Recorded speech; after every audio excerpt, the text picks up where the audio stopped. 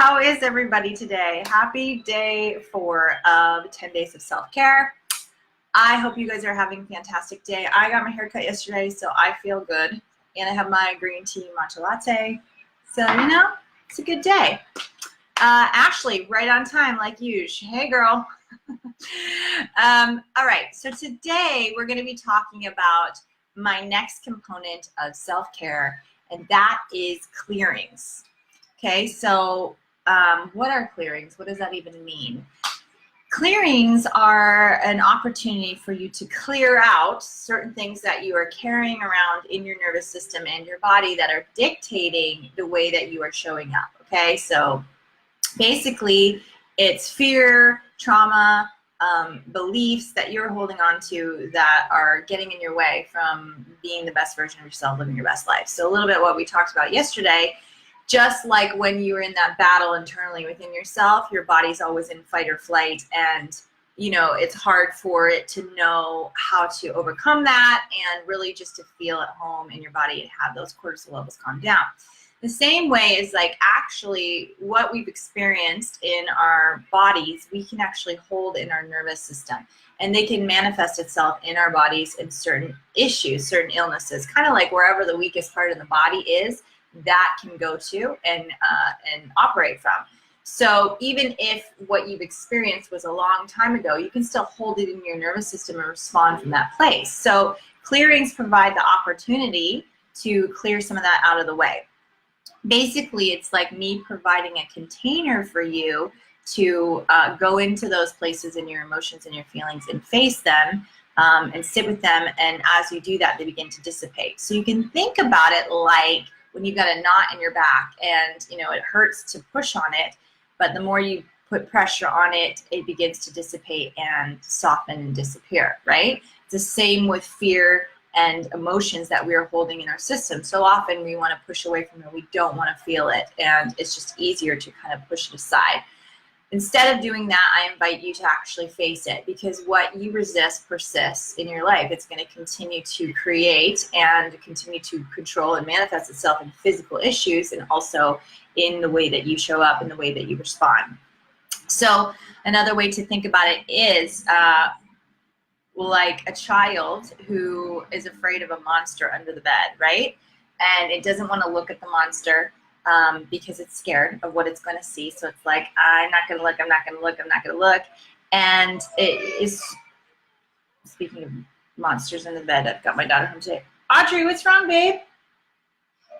Come here, baby. Hold on one second.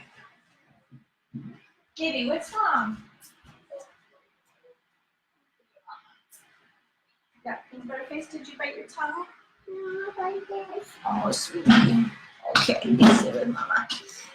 So just like that child that's afraid, this is a good example, afraid of monsters under the bed, and they don't want to look, and they're like, no, I don't want to look. And other people can come in the room and tell them that there's no monsters, everything's fine. They can do a lot of Googling and research and see if they find any evidence about it. Babe, what's wrong? You bite your tongue?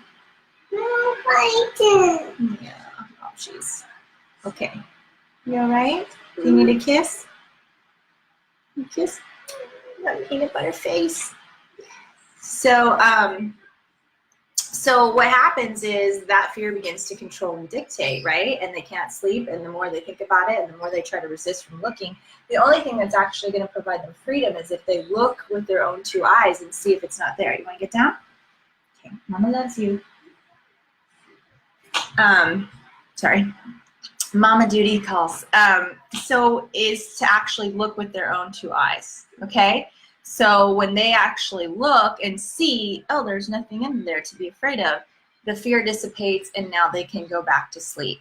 But the more they're in that resistance place, the more it's just going to consume their mind and continue to dictate the way that they act and behave, etc. And, a lot of times therapy and things that we do are really just repeating the story over and over again of what we're afraid of and what's happened and all that. I'm not negating anything like that. Some of that can be very valuable. But I found in my own life what actually has made changes in my nervous system is me going in and dealing with those emotions and actually facing them, facing what I'm afraid of. And as I do, it starts to dissipate and not be such a controller anymore. So I do this in a really special container for my clients that provides them a safe place. Because even when we know that we need to do this, the chances of us taking the time to do this on a regular basis for ourselves are minimal, or even being knowing what to guide to or what to tune into. And so I have a high degree of intuition, and I'm able to figure out what exactly my clients need to clear and what it is that's dictating this for them. And I provide this in a really safe container, and we do a bunch of work, hyper-focused in a really safe container. And, and it's consistent. I do it for them regularly. So they continue to have the clearings that build off of one another, because it's something that needs to continue to happen. It's like layers on an onion, right? And I even do this myself. I have a coach. I always have people investing in me. I'm always, coming from the top down so that I have the ability to pour out to people.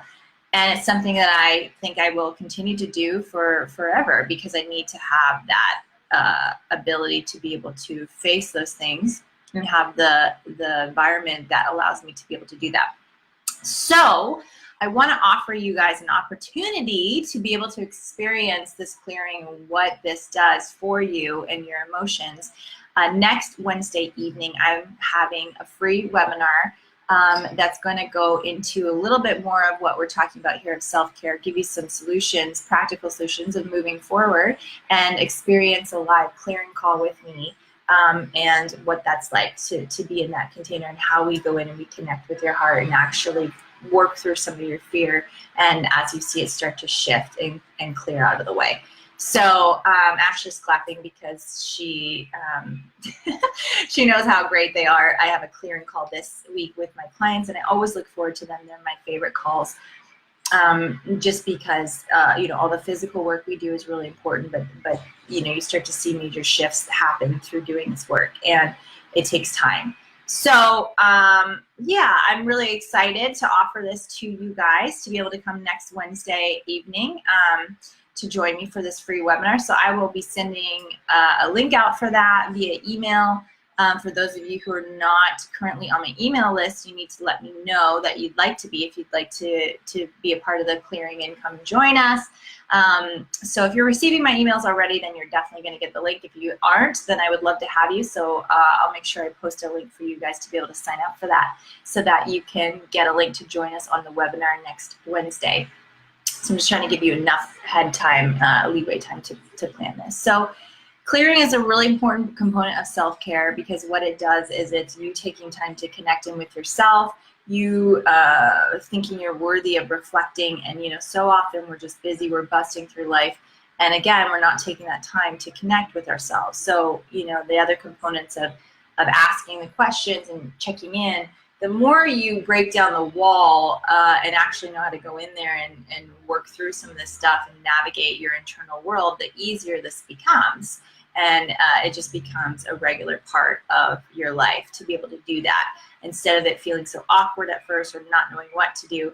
But the key is to do it consistently and to have clearings be a part of your self-care routine, so that you are able to get that stuff out of the way and the real you is allowed to shine through. So often we think that we're showing, our true selves when we have emotional reactions, and they just can't handle the real me. Well, the truth of it is that's not the real you. That's the you that's clouded by all your fears, insecurity, trauma, and wounding. And that version of yourself is showing up in relationship. It's showing up with people. It's showing up in reaction. And, that's not the true version of you. We need to get through the fear, through the trauma, through the layers of things that are in the way, and get to the true version of you, so that version can shine forth and actually have rewarding relationships and freedom, the freedom that is your birthright to have, to be able to show up in the world and feel at home in your body, both physically and emotionally. It's necessary. So that is what I have to say for today. So mark your calendars for next Wednesday evening, whatever you need to do. It's going to be Pacific Standard Time. I think I said 5 p.m. Pacific Standard Time.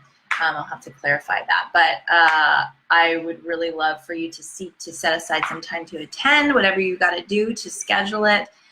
You know, the clearings, I typically don't love to record because they need to be live and they're best that way. So I'm not going to be recording this. So it's going to be a live only workshop that you need to be there for. So make it a priority to be there so that you can attend live, because that's where the power happens, because it's really hard for me to tune in to what it is you need to clear as a whole if you're not there, obviously. Okay, so I look forward to seeing most of you next Wednesday, and I would love to hear how some of you are doing on some of the things that I've been sharing with you this week about your self-care, how you've been trying to implement that, because again, I want to encourage you. It's one thing to hear it, it's another thing to implement it. And sometimes we can become addicted to personal growth and development and just claiming knowledge, and we need the next thing, we need the next thing. We're chasing all over the place these solutions when really we need to just start implementing what it is we already know.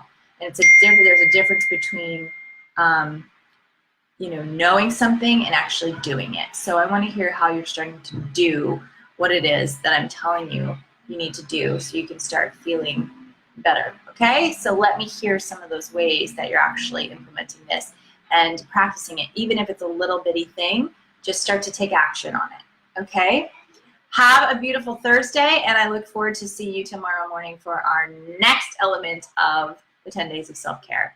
I'll see you soon. Bye-bye.